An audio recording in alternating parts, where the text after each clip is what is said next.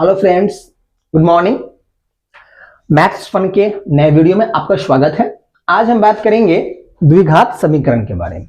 ठीक है, इस टॉपिक को हम एडवांस मैथ के एंगल से देखेंगे, ना कि बेसिक से। वैसे ये टॉपिक क्लास 10th में है थोड़ा सा, तो हम उसी को आगे बढ़ाएंगे। 10th से आगे आएंगे एडवांस में। आपने पढ़ा भी होगा, कोई भी समीकरण जो आपका ax square plus bx plus c equal to 0 इस रूप का हो देखने में, उसे हम बोलते हैं द्विघात समीकरण। लेकिन इसमें इंपॉर्टेंट बात यह है, आपको इसको भी ध्यान रखना है, जहां पर a का वैल्यू 0 के बराबर नहीं होना चाहिए और साथ ही साथ a, b और c, a, b और c मतलब कि गुणांक।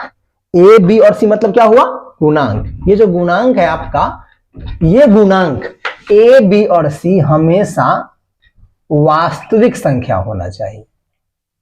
ये क्या होना चाहिए? हमेशा वास्तविक संख्या। वास्तविक संख्या क्या होती है और अवास्तविक क्या होती है, इसको मैंने आपको पढ़ाया है हमारे चैनल में। देखिए नीचे में एक अलग वीडियो है संख्या का, वहां आपको मालूम पड़ जाएगा वास्तविक क्या होता है, अवास्तविक क्या होता है। तो यहां पर a, b और c क्या होना चाहिए? वास्तविक संख्या होना चाहिए। आपने पढ़ा भी होगा कि द्विघात समीकरण में, इस समीकरण में जो x का मान है, देखो यहां पर चूंकि पावर 2 है तो इसमें x का 2 मान आता है। x का 2 मान आता है, या ऐसा बोलिए कि x के 2 मूल आते हैं। मूल, या इसी को हम बोलते हैं रूट्स। क्या बोलते हैं? रूट्स बोलते हैं। इसमें जनरली एक रूट को हम बोल देते हैं अल्फा और दूसरे को हम बोलते हैं बीटा, बोलते हैं ना।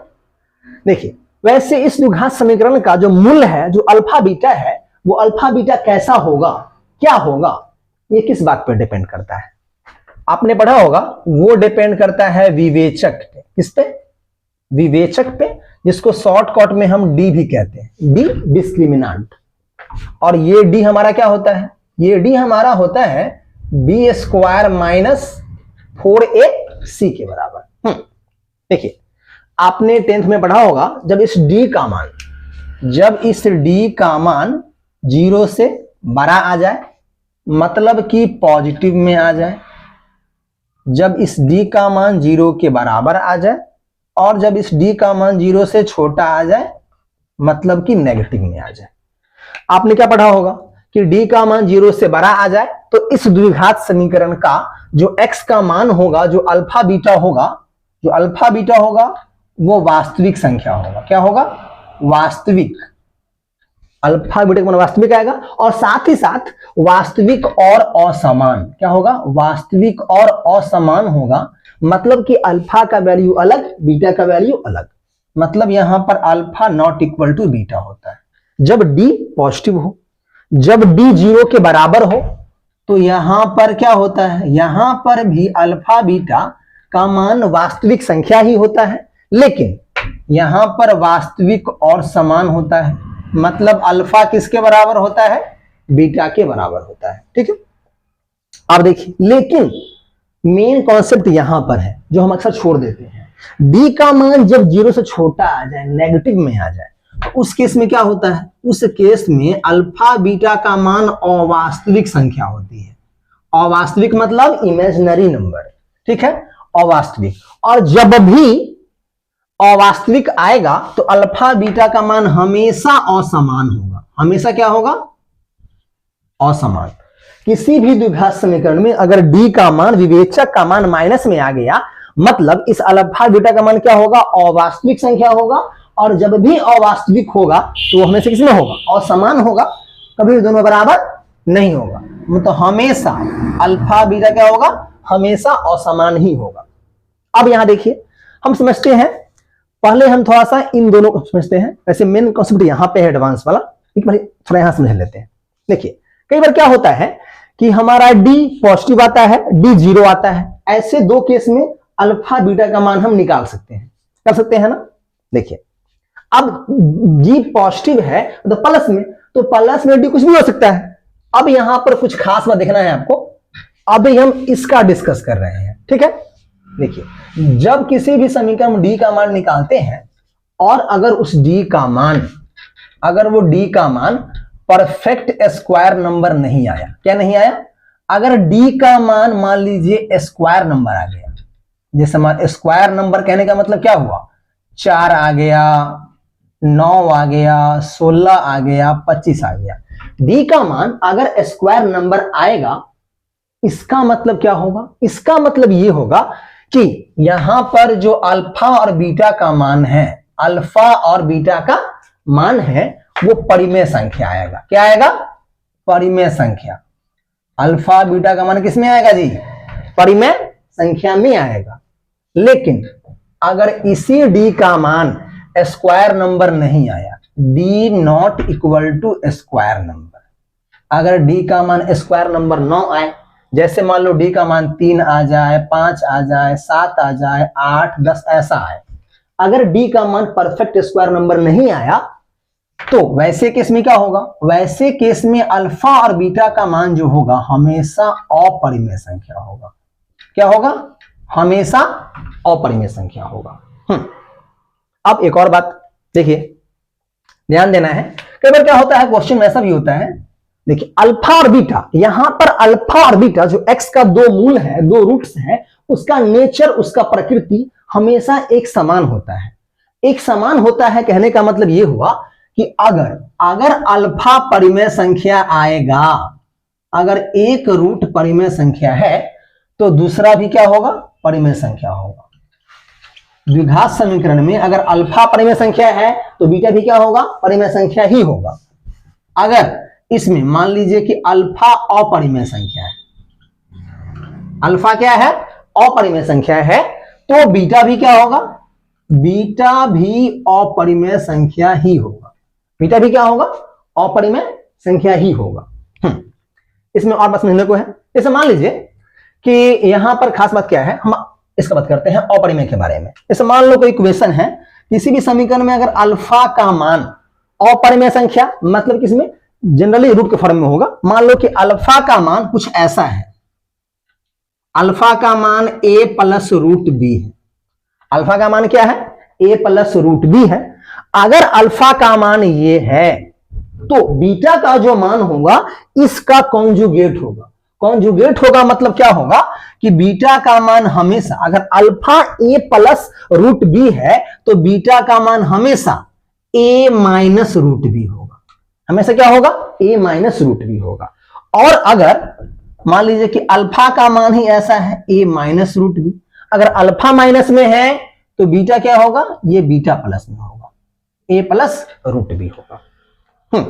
तो हम यह बात किए हैं इस d के वैल्यू को देख करके, जहां पर d पॉजिटिव हो। ठीक, अब समझते हैं अगर d नेगेटिव हो तो क्या होता है। देखिए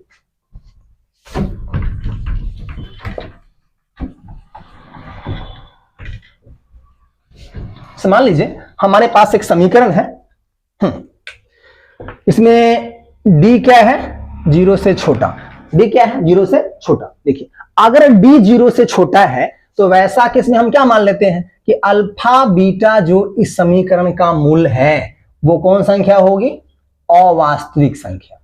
कौन संख्या होगी जी, अवास्तविक संख्या होगी। अवास्तविक संख्या होई कहने का मतलब क्या हुआ, देखो कहने का मतलब यह हुआ कि इस समीकरण का कोई वास्तविक हल नहीं है, अवास्तविक हल है। मतलब यह हुआ कि x का ऐसा कोई मान नहीं है, x का ऐसा कोई मान वास्तविक संख्या में है ही नहीं जो इस समीकरण को संतुष्ट कर सके, मतलब इसको जीरो कर सके। मतलब ax square plus bx plus c equal to 0, इस समीकरण को x का ऐसा कोई मान नहीं है जो इस समीकरण को जीरो कर सके, ऐसा कोई मान नहीं। मतलब ये समीकरण कभी भी जीरो के बराबर नहीं होगा।